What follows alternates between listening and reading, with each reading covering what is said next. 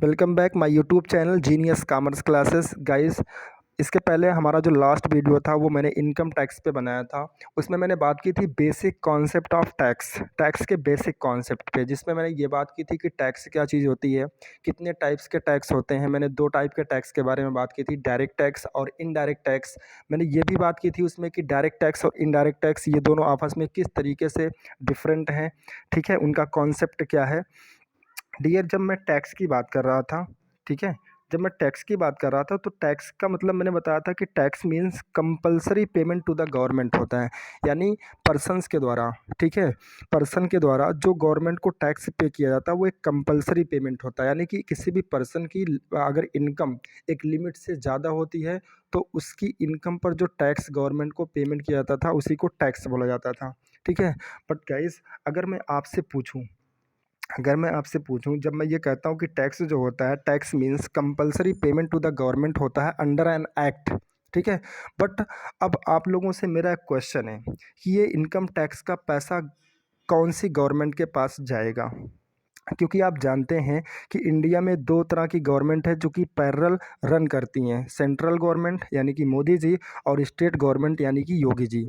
और आप जानते हैं पैसे की ज़रूरत दोनों गवर्नमेंट को है, सेंट्रल को भी है और स्टेट गवर्नमेंट को भी है। सेंट्रल को पूरे देश की डेवलपमेंट करने की ज़रूरत होती है और स्टेट को अपने अपने स्टेट को डेवलपमेंट करने की ज़रूरत होती है, ठीक है। तो आपने तो ये बता दिया था कि टैक्स एक कंपलसरी पेमेंट होता है जो कि गवर्नमेंट के पास जाता है। बट सर, आपने ये नहीं बताया कि ये इनकम टैक्स का पैसा, यानी इनकम टैक्स के थ्रू जो टैक्स की पेमेंट होती है, इसका पैसा किस गवर्नमेंट को जाएगा। बताओ, अगर मैं आप ही से पूछूं तो आप बताओ किस गवर्नमेंट के पास ये पैसा जाता है इनकम टैक्स का। अब इसी में से एक स्टूडेंट बोला कि सर हम बताएं, हमने कहा हाँ बताओ। तो स्टूडेंट ने बोला सर सेंट्रल गवर्नमेंट को जाएगा। तो मैंने पूछा क्यों। तो स्टूडेंट ने बोला सर मेरा दिल कह रहा है। बट मेरे भाई, यहाँ दिल की बात थोड़ी चलेगी, ठीक है, कि जो आपका दिल करेगा वो मान लिया जाएगा, ऐसा नहीं है। आइए मैं आपको बताता हूँ। देखो डियर, इंडिया में एक सुप्रीम पावर है, that is constitution of India.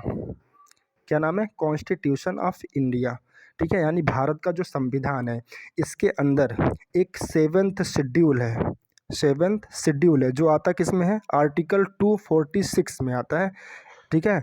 Article 246 के अंदर आता है और इस सेवेंथ शेड्यूल के अंदर तीन लिस्ट बनी हुई है, list first, list second and list third. इतनी बात क्लियर है। लिस्ट नंबर वन का जो नाम है, लिस्ट नंबर वन का नाम है यूनियन लिस्ट। रुक जाइए, थोड़ा सा मैं ऊपर कर देता हूँ इस पीडीएफ को। यहाँ से देखिए,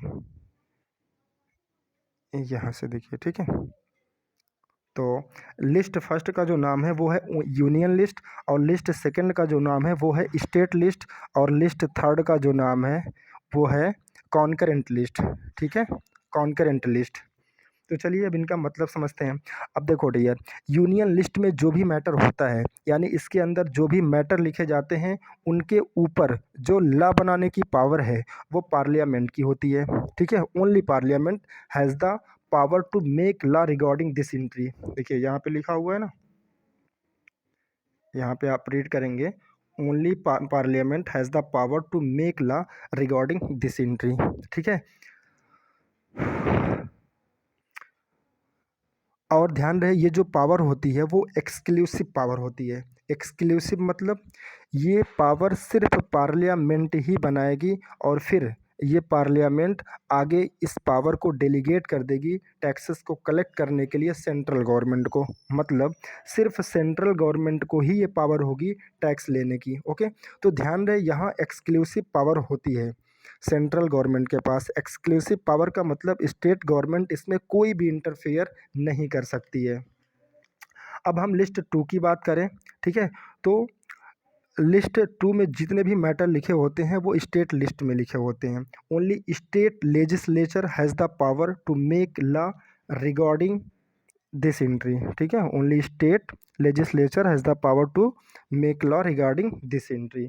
इसका क्या मतलब हुआ, यहाँ पर जो लॉ बनाने की पावर है वो स्टेट लेजिस्लेचर के पास है, और जब वो लॉ बन जाएगा तो आगे वो इस लॉ को डेलीगेट कर देती है स्टेट गवर्नमेंट को। ठीक है, कौन? स्टेट लेजिस्लेचर, टैक्स को कलेक्ट करने के लिए। ठीक है, और स्टेट गवर्नमेंट को भी ये एक्सक्लूसिव पावर मिली हुई है, यानी अब यहाँ सेंट्रल गवर्नमेंट भी स्टेट गवर्नमेंट के साथ कोई भी इंटरफेयर नहीं कर सकती। ओके, मतलब लिस्ट फर्स्ट में जो भी मैटर लिखा होगा उस पर सेंट्रल गवर्नमेंट का राज चलेगा, और लिस्ट सेकंड में जो लिखा होगा उस पर स्टेट गवर्नमेंट का राज चलेगा। मतलब कोई भी एक दूसरे के साथ इंटरफेयर नहीं करेगा। ठीक है, तीसरी जो लिस्ट है, ये जो तीसरी वाली लिस्ट है, ठीक है, both government has the power to make a law regarding. ठीक है, इसमें कोई एंट्री वैसे नहीं है। तो कॉन्करेंट लिस्ट में जो भी मैटर लिखा होता है उसमें जो पावर होती है, both government has the power to make law. Okay, यानी यहाँ दोनों का इंटरफेरेंस हो सकता है लॉ बनाने को लेकर के, टैक्स को कलेक्ट करने को लेकर के। ठीक है, तो डियर ये जो B.R. अम्बेडकर जी ने जो कॉन्स्टिट्यूशन ऑफ इंडिया बनाया वो बड़ी समझदारी से बनाया, क्योंकि उन्हें पता था फ्यूचर में सेंट्रल गवर्नमेंट और स्टेट गवर्नमेंट आपस में लड़ेंगी टैक्स को लेकर के। ठीक है, कोई बोलेगा ये टैक्स मेरा है तो ये आपका है, ये मेरा है तो ये आपका है। ठीक है, ये तुम्हारा ये मेरा, इसलिए उन्होंने बड़ी समझदारी से जाते जाते ये काम कर दिया कि उन्होंने जो कॉन्स्टिट्यूशन ऑफ इंडिया में जो आर्टिकल 246 एंड 7th शेड्यूल बनाया, इसमें इन्होंने अलग अलग लिस्ट ही बना दी और बोल दिया कि जिस टैक्स का नाम हम लिस्ट नंबर 1 में लिखने वाले हैं उस पर जो टैक्स लगाने और टैक्स को कलेक्ट करने का जो पावर होगी वो सिर्फ सेंट्रल गवर्नमेंट के पास रहेगी, और जिस टैक्स का नाम हम लिस्ट नंबर 2 में लिखेंगे उस पर जो पावर और जो टैक्स कलेक्ट करने का जो राइट होगा वो सिर्फ स्टेट गवर्नमेंट को देंगे। ठीक है, और आप लोग लड़िएगा मत। तो चलिए समझते हैं कि इसमें कैसे क्या होता है। देखिए, जैसे हम बात करते हैं अगर लिस्ट नंबर 1 में, तो इसमें एक एंट्री होती है, एंट्री नंबर 82। अब इसमें क्या लिखा गया? इनकम टैक्स लिखा गया है, income tax but other than agricultural income. आप शायद आपको वो जवाब मिल गया होगा जो मैंने शुरू में पूछा था कि भाई ये जो इनकम टैक्स का पैसा होता है वो किस गवर्नमेंट के पास होता है। तो मैंने अभी क्या बताया शुरू में कि यूनियन लिस्ट जो होती है, यानी जो लिस्ट नंबर 1 होती है, इसमें जितने भी मैटर लिखे होते हैं उस पर पावर, जो लॉ बनाने की पावर होती है या फिर जो टैक्स कलेक्ट करने की पावर होती है वो सेंट्रल गवर्नमेंट के पास या फिर पार्लियामेंट के पास होती है।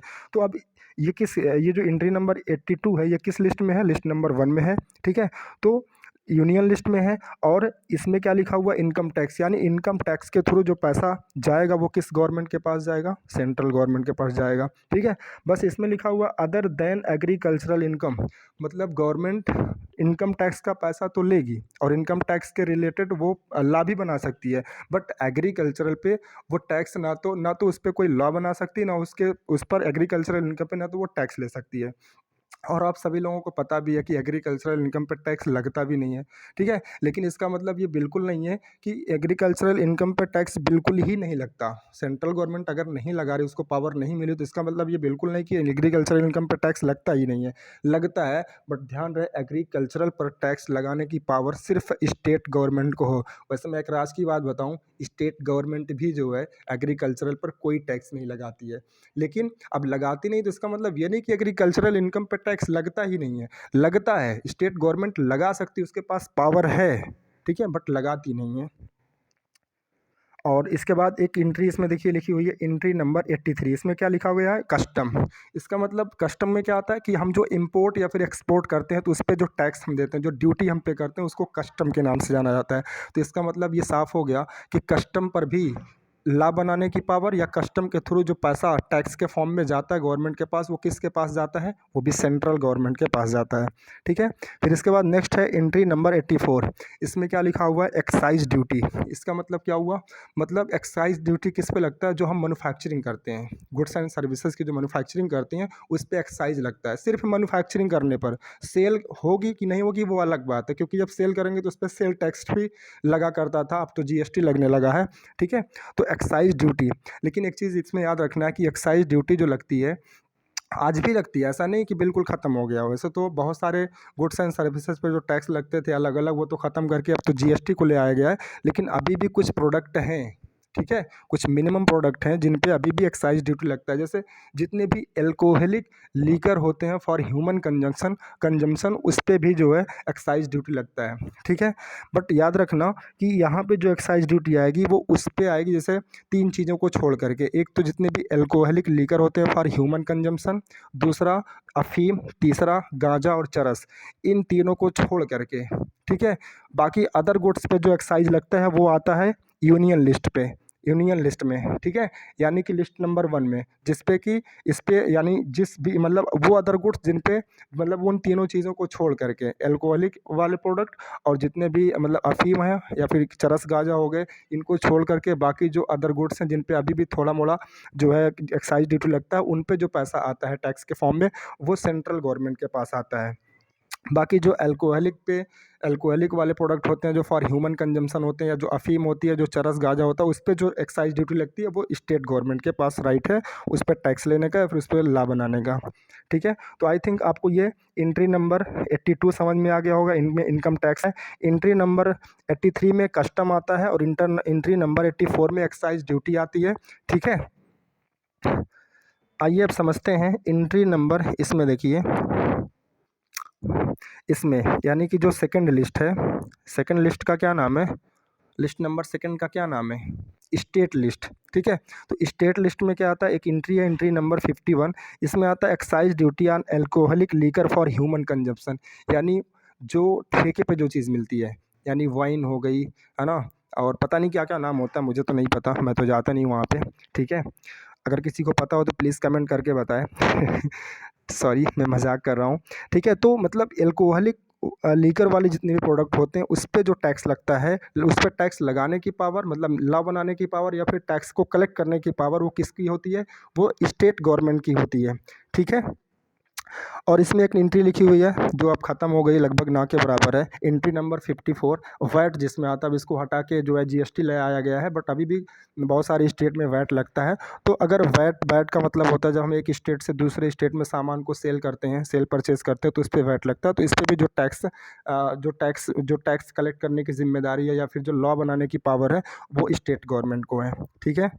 इसके बाद एक तीसरी लिस्ट होती है जिसका नाम होता है कॉन्करेंट लिस्ट। इसमें अभी तक और इसमें इसकी सबसे ख़ास बात यह है कि इसमें जितने भी मैटर लिखे होते हैं उस पे लॉ बनाने की पावर या फिर टैक्स को कलेक्ट करने की पावर दोनों गवर्नमेंट के पास होती है। Both government has the power to make law regarding, इसमें वैसे कोई एंट्री नहीं लिखी गई, जैसे इन दो लिस्ट में एंट्री भी बताई गई कि इस एंट्री में ये आएगा, इस एंट्री में ये आएगा, इसमें कोई एंट्री नहीं, तीसरी वाली लिस्ट में कोई भी एंट्री नहीं है। बट हाँ, अगर इसमें कोई मैटर आएगा तो उस पर दोनों गवर्नमेंट के पास पावर रहेगी, लॉ बनाने को लेकर के या फिर टैक्स को कलेक्ट करने से लेकर के, ठीक है। अब आप लोग एक क्वेश्चन करेंगे कि सर जीएसटी किस में आएगा, तो गाइस जीएसटी के लिए एक अलग से आर्टिकल ही बना हुआ है, आर्टिकल 246 कैपिटल है। उसके लिए मैं अब अगली जो वीडियो बनाऊंगा वो पूरी इस पर फुल डिटेल वीडियो बनाऊंगा, क्योंकि ये इस वीडियो में अगर मैं बताऊंगा तो वीडियो बहुत ज़्यादा लंबी हो जाती, इसलिए मैंने नहीं बनाया, ठीक है।